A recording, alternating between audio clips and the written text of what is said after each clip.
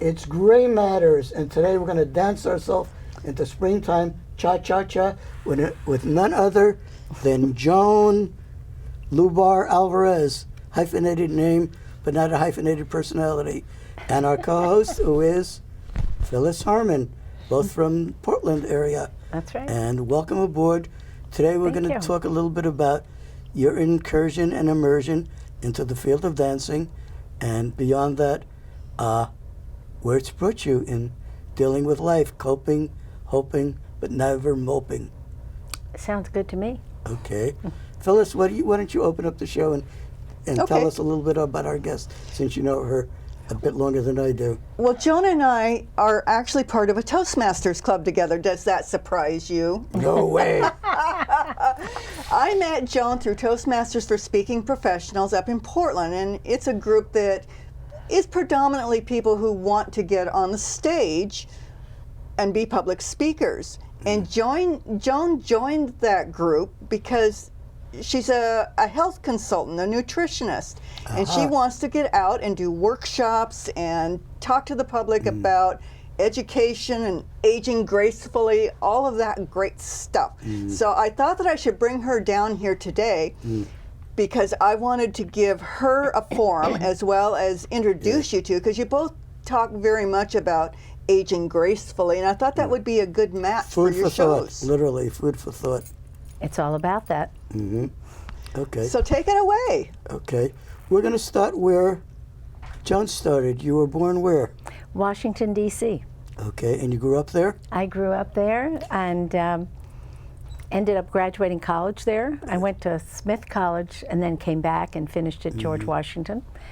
After my dad died, and I came back. But yeah, grew up. Okay. Now, when you were a little girl with your patent leather shoes and your pinafore, what was your dream? What did you want to be way back then? Well, it's funny you're talking about dancing, because I started dancing when I was 5.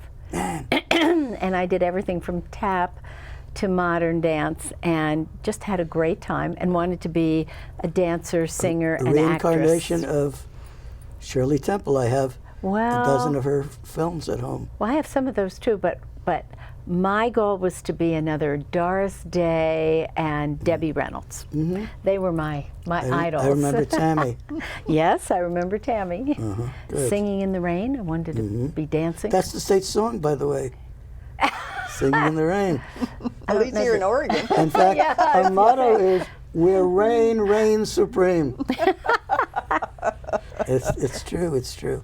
And all. But we have a picture of an abstraction here, because our conversation will be in the abstract for entertaining our audience at home. Hi, audience. And so tell us, what instigated you to get into dancing? What was the motivation, the driving force? Probably my mother. Go dance. Well, yes, I was a very active little girl, so she needed to have things that I would, she always needed to keep me busy. So, but I just fell in love with it. It was really fun. I can even remember the first costume I wore in a little tap dance that we did, a little exhibition. Should have brought a photo in. I don't have it except up here. I wish I did. But I do have an old photo I found, and the part of it is sort of ripped, but it's me standing like this with my toe out and in my little dance costume. It was really, that was fun to find. Now, tap dancing was the beginning? Just the beginning, because mostly I did modern. Did you ever hear of a group called the Hot Flashes, a senior dance group that went over to New York and danced with the Rockettes? No, I didn't. Because about a year ago we had the author of that book with the pink cover, Hot Flashes. How and fun. She told about her career, and we had her do a few tap dance steps before the camera. Very nice. Yeah. Well, I got to Claire Fuller. I got to see Joan in action last year. We had a Toastmasters event. We had people coming out from back east, and the music that they were playing was what? It was a jitterbug? Yeah, it was a jitterbug. Swing. My gosh, for 20 minutes, she and a much younger guy were up there just jitterbugging like crazy. It was We great. did have fun.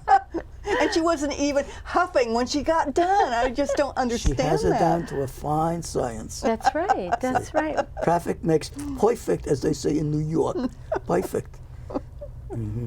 But it really went on from there. I Okay. danced into college, Yes. and there was an African woman from, I believe she was from Nigeria, and she was in the dance program for the master's students, and she asked for volunteers to do native dance. So that was a real experience right there. So that was, You picked it up quickly. I guess. I don't know, it's been a few years. Few years. So, but it was just fun. I mean, Now, life has along to the be way, fun. you had some role models in dancing that you, Yes, I had. like John Fontaine or whatever. No, because I really didn't do ballet. I did Alvin Ailey? I did that for me. Oh, Alvin Ailey. That troupe was phenomenal. But I didn't find them until later because I'm a little older than they are. But my Don't tell. I Don't hide it ask, well. don't tell. But my own dance teacher, who had studied with Martha Graham, was just an amazing, amazing dancer. So she was really, Mention her name on camera. you know, I don't remember. I really don't. You're too young to not remember. No, I don't remember. Okay. So, Well, we do remember Martha Graham. oh yes, yes. And I saw Martha Graham Yeah. perform, so that was very exciting. Phyllis, did you do any dancing when you were? When I was little, the only dancing young- I ever did was the hula. Oh, I did that fun. for a number of years. And Oh, that's grew fun. up and and didn't do it nobody anymore. brought a lawnmower, did they? I learned how to do the Tahitian war dance, you know, with the gourds, the whole bit. It was a lot of fun. You don't want to but demonstrate on camera. I do not. No, no. Darn, I wanted to see it. Well, the thing, That's called uptightness 101. you're talking about uptight. You have to almost put your knees on the ground What to do about it the limbo, correctly. man? Yeah, I don't Oh, do that well. either. Yeah, I don't. that's- Now, Joan, on the other hand, you were a dance teacher, were you not? Didn't you Yes. have your own studio or something? Yes, yes. Actually, I did. I had, after I got divorced, and I was Release from bondage. I was out playing Liberated. around. I loved dancing, but the only places to go were like the bars. So, and I didn't really like going to the bars. So a friend would always go with me, and she and I would, you know, we could always support each other and leave and not be worried.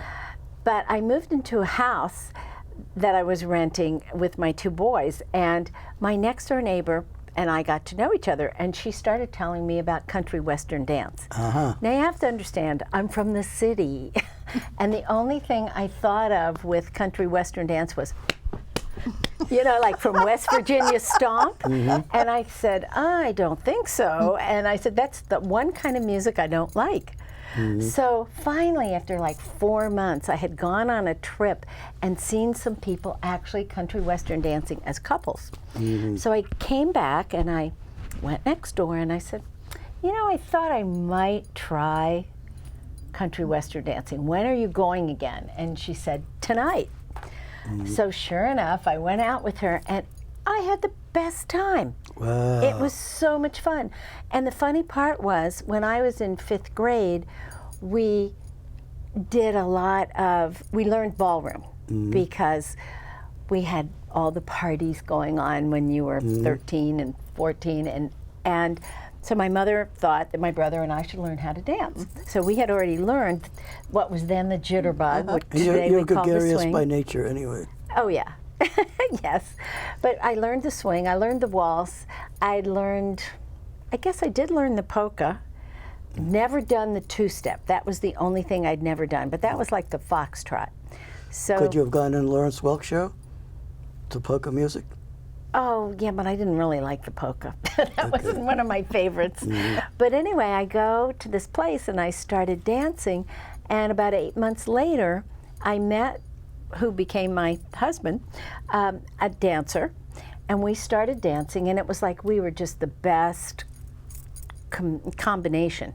And he had already been teaching. So we started teaching, and then we started competing, and then we had a little dance troupe, and then we got married, and we moved to Ohio from the D.C. area. What part of Ohio? Akron. Okay, that's on the eastern side, I think. Yes, northeast. Yes, and so we started going all over the country.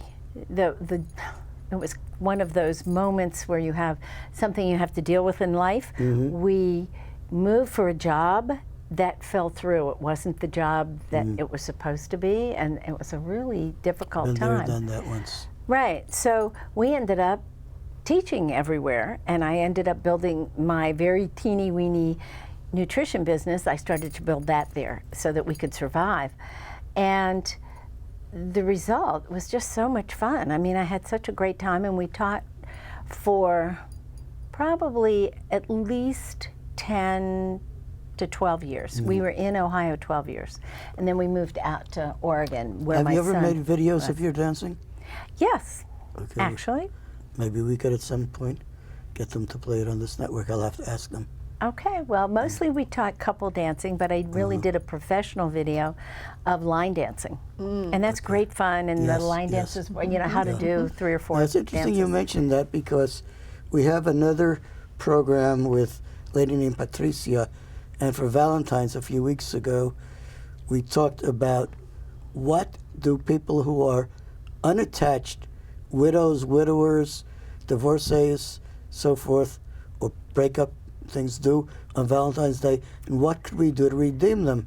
And we came up with the idea of proclaiming, maybe starting next year, that February 15th will be proclaimed Saint Validation Day. Oh, I love that. And we want to validate everybody who is unhitched and unattached, and maybe form line dance and square dance so they can circulate and feel redeemed and hugged and Well, it's embraced great and stuff. fun. So you remember, you heard it here first, and I'm calling on Governor Kate Brown and her staff to issue an executive order proclamation that the day after the statehood day of Valentine's Day, Saint Validation Day, will occur as of February 15th, 2017, which also happens to be the birthday of none other than Susan B. Anthony, Oh, that's a good time the to do leader that. of women's suffrage. Well, it's interesting you talk about line dancing. Yes. I only have personally done it once and wasn't good at it. But when my brother-in-law moved to Georgia, out of Atlanta, he started visiting senior centers. And he went into this one in Ackworth, and here were the seniors just sitting around kind of wasting away. He started a line dancing troupe with them, got them up out of their chairs and got them moving. And they traveled all over the South, Terrific. entering awesome. competitions and Yes. all That's of the way these to different do it. things, and just getting Great. people up and Yeah. moving. It New was lease great. on life. There, a lot of the senior centers have line dancing classes.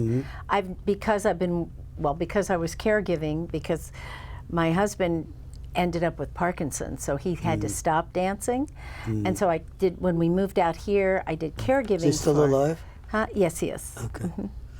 And we're no longer married, but I still go and visit him, and I help Yeah. them when they call. Well, I have a former wife who lives in Portland in an adult care home with early dementia.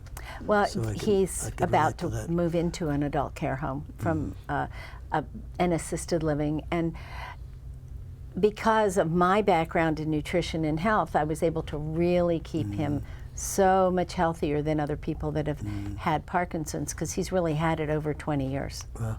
So, So let's integrate the two concepts of communications, verbal, and dancing and choreography, and make us a segue. you want me to make the segue? Yes, you are our guru of the moment, Well, let's see. How the do golden I age want guru. To, in terms of what? How do you want me to integrate Okay. this? Because I'm not Yeah. quite sure. How has choreography as a mode of communications worked for you? Well, you know, dance is very emotional. One of the things that happened with me when I started dancing, it was the best stress reliever possible. I mean, just moving. And actually recently I was at a yoga retreat, and one of the things a woman did to start the whole retreat was put on dance music. And she had us all up there, you know, moving. And she said, if you do 4 dances a day, if you just put the music on and get out there and boogie, you know, you can do it in the privacy of your own home, so you don't have to worry about what anybody else thinks. It is extremely healthy. But going out in a group and dancing, or if you have a partner dancing together, is amazing, because there's a whole emotional feeling. You feel redeemed. It's a nonverbal communication. Bonding. And you bond, and it just feels so wonderful. For me, I would go out to dance, and it was like, it would just take, all I would think about is what I was doing right then, and it would take away all the other stresses. Yeah.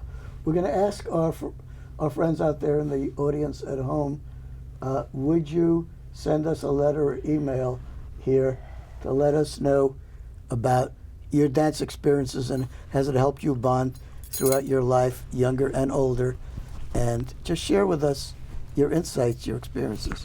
We'd love to hear from you. Send it to CCTV 575 Trade Street, Southeast Salem, OR 97304. You could look us up in the phone book, or mail to me Lucky Coin. Keep that number, LUCKYCOYNE at yahoo.com. I'd like to add something else. Do so. And now I forgot what it was. No. They say that's the second thing to go, but I don't remember what the first was. You know, something about dancing. Oh, I know what it was. Guys, don't be embarrassed. Go out there and try it, because you feel so much better when you do it. Now remember, I was teaching country western dance with my husband at the time, and we had so many guys coming out because they could wear their cowboy hat, their cowboy boots, and they felt really macho. But what was very interesting is people that guaranteed they couldn't never dance. I could teach any of them, so you can all Never learn. say never. You can all learn. I had one person I couldn't teach, only because he could not hear the music. And yeah, right, exactly. He could not hear the beat. If you can hear the beat and you're listening to music and you're keeping time to the music, you can dance. So go out and do it. So while your heart beats, listen to the beat. That's right. Afterwards, you know, Forget it's it, hard yeah. to be a dancing corpse, but so we won't go into that. So, Joan, the other part of you is not only are you a dancer, and I know that you're still dancing, are you not? Yes, I finally went back after John went into an assisted living and was really cared for, and I could just be there once a week or whenever he needed. I started ballroom, and so I started ballroom again about maybe 6-7 months ago. And I am having the best time, and it's just been wonderful, and I'm actually going to be in a showcase in another week. Were you around when they did the Arthur Murray shows on early television, black and white TV? Yes, I have seen those, and it's Arthur Murray Studios I'm taking my dance lessons with. Oh, very There's cool. Arthur and Catherine Murray. He was the older, baldy guy. Yes, She yes. was the short, cute, young. So I have a question for you. Not only are you a dancer, but you're really into nutrition. And how do you see the correlation between the two? You know, our body's made up of trillions of cells, and the only thing that builds healthy cells is healthy foods, healthy supplements. And I discovered that a long time ago because of myself. From all the stress that I'd been through, and you can imagine, I had already been through a divorce. I got married to someone who ended up with Parkinson's, so there was a lot of stress in my life. But between that, I had some surgery, and from the surgery I started falling asleep at work, and I was gaining weight, and I just wasn't feeling well. I knew I had a thyroid condition, and they kept saying, no, you're just low normal. So after the surgery, it really hit hard, and I was really not feeling well. And a friend introduced me to her neighbor, and I started learning about getting healthy. And I thought, okay, you know what? I'm going to try the program she recommended. And I did, and within 2 weeks, it was like being another person. Yes. I have to laugh because my boss was very happy I wasn't falling Do people ever tease you, asleep. Joan? Do people ever tease you of being a rekindled Energizer bunny? Absolutely.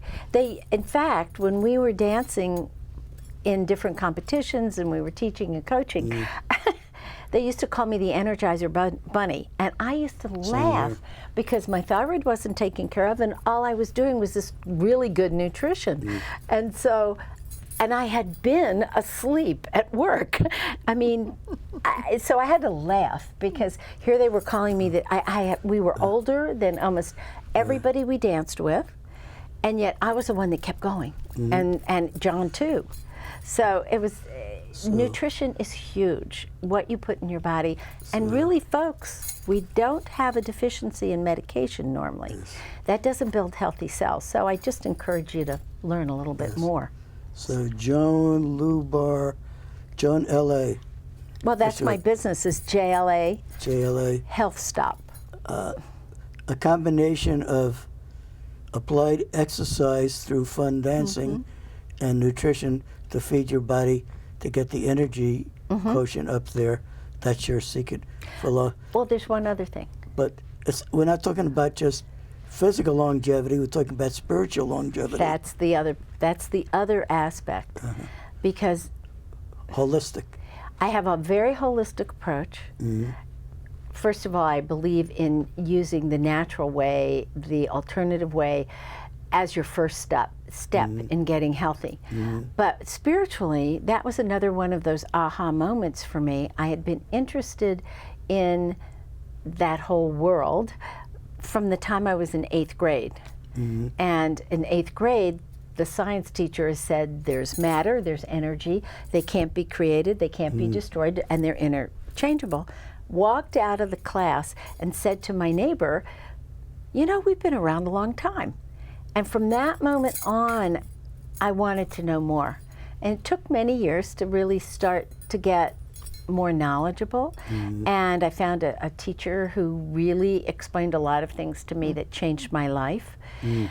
And it's all about a combination of knowing you're so much more than just this physical body, and also your attitude toward life. So if you have more of a spiritual attitude, an attitude that you are something more and you have a purpose for being here, then it changes everything else. And so my attitude toward living is like the cup is half full. Headline for what you just said, your attitude determines your altitude. Absolutely, absolutely. And I was thinking of using that in my book, because my book is called... You could plagiarize all you want. As I said, I'm a journalist, so I love to play with words and all. And I was mentioning to you earlier before we went on camera, but I'm going to share the morass formula. Each of us have a self-image of who we are and how we interact with people. And I believe it's sort of like a pyramid of personal needs built on how we interact with other people. So Phyllis is a mother, a daughter. You're a grandmother too? I am. Grandmother. You're a chef in the kitchen, a cook, but maybe you're a baker. You drive a car. You're a public speaker. You're a theater goer. You listen to music. You watch television. Consumer. You're a consumer of shopping, and you help enrich the economy to some degree. Yep, I do that. Okay. Now, which of those roles in your mind give you the greatest satisfaction? And then you don't formally write it down on paper, but the multiple roles you have define how you love yourself and why you think you're valuable. And the same with Joan here, and the same with Lee over here. So as we age, even 10, 20, 30, we change roles and we lose some roles. Some of those roles we deliberately lose, and others zap us and just drop off without warning or without us wanting to. How we adapt to our loss of roles as we age, particularly empty nest syndrome and our jobs, which often identify who we are, that will define our quality of life in aging. That's my belief. And so I've named this multiple role attrition syndrome, fancy title, or MRAS, M-R-A-S. And I gave this as a professional workshop to social workers around the state in Portland in 2004. And it was well attended, and that's my contribution to the world of social psychology and aging, the future us. I like it. Now, I think you ought to put something like that in my Toastmasters magazine that I put out every month. Yeah. It's odd that you bring this up because Joan and I were talking something similar to this on the way down here. Yes. And she asked me what I was doing and what made me feel good. And I realized that the artistic side of me as I'm aging is coming out. Yes. Because I no longer have the cares of being a mother and all that stuff that goes with that. And my mind is refocusing on tasks that I really love. And putting out this magazine for the district every month has brought out all of my artistic ability. New I really identity. like that. And new self-worth. Absolutely. See? I'm really having But the fun other with it. part of that, too, is doing something you're passionate about. But sometimes it's developing new passions rather Absolutely. than going back to old passions. So, Absolutely. like Grandma Moses is supposed to be the proverbial example that she learned to paint beautiful painting at the age of 80 or so. 68 she started. 68, okay. Wow. Yeah, amazing. It's wonderful. And a lot of people have changed their careers and changed their things. The other thing about retirement, and I was going to give a course on retirement once, is that when we have a regular job, the structure of our time is usually imposed upon us. Yep. We come to work at 8:30, 9. We have a coffee break at 10:30. We go to lunch at 12, 12:30, come back at a certain time. We don't use punch cards very much anymore. It's honors that we used to use punch cards in my day and age. And so you're retired now. Nobody has a time clock over you. You have to decide your own priorities and what's worthwhile to your day. And a lot of people have let their decision muscles atrophy. They have not done time management for themselves. And it's a whole new scary experience. I can see that. It's the same way if you're an entrepreneur, because now you're on your own and you have to determine your time. You have to be self-disciplined. You have so many other things going on in your life. It's so. But what I see about retirement is that I think that people really need to have a plan, things that they want to do. And the reason I say that is start thinking about things that you love, even if it's reading, even if it's going to the gym. It doesn't really matter what it is. So many people retire, and this is especially true for men. They retire and they don't have a direction anymore. They're lost. And No many compass. many of them die in the next couple of years. And it's not necessary. Okay. They've waited all their life, and boom, they're gone. Could I try to respond to that? Because I was once going to teach a class about productive retirement, never came to be. But I believe there should be transitional retirement, and even on your vacation or your weekend off, start pursuing your interests so that you have something that you've put your toe into the water that you can Absolutely. and begin to get a group of buddies of either gender or both Right. genders, so that you have a potential support system waiting for you, and don't just expect overnight that you're going to leave your work family and find a whole new family of supports. You have to transition and go in that direction. I'd love to be a speaker on that topic to any organization out there that will have me.